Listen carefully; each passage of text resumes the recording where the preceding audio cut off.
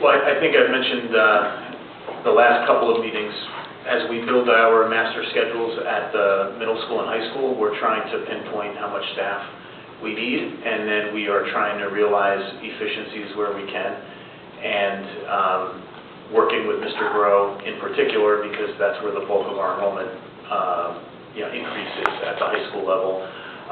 We're trying to reduce sections in places where there isn't as much student demand for courses, and then we're trying to shift those sections to places where we have more classes that are either at 24, 25, or 26 students. So Mr. Groh has been doing that. We've realized a little bit of breakage thus far this school year, moving into next year's budget in the form of folks who retire, and when we bring on new folks, there's a lower salary. So we're using some of that money that we have available to put teachers in place. So as of right now, as we look into next year, we're at a good place, or we're at where we have been in terms of class sizes at the high school. Enrollment dictates the number of sections we need K-5, so we keep monitoring that.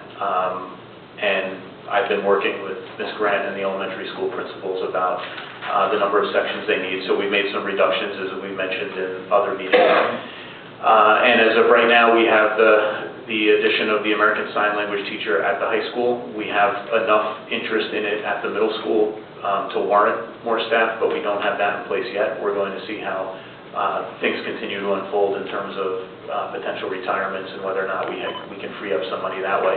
And we have also another section at one of our elementary schools that right now, or grade level I should say, that doesn't warrant another section and could be a potential reduction, but we haven't counted on that yet, and that's at Southern Boulevard School. I think you just addressed, tell the board what we're doing in terms of the changes or additions in mental health as well. Sure. So one of the needs that we have wanted to address for several years running now is to increase the child study team resources at the high school. So since our last board meeting, the psychologist that we've identified would be that individual. Prior to last board meeting, we had already determined we wanted to add a student assistance counselor. That would be a third student assistance counselor, like Lisa Latterulo and Alex Emmer, who were here a couple of months ago.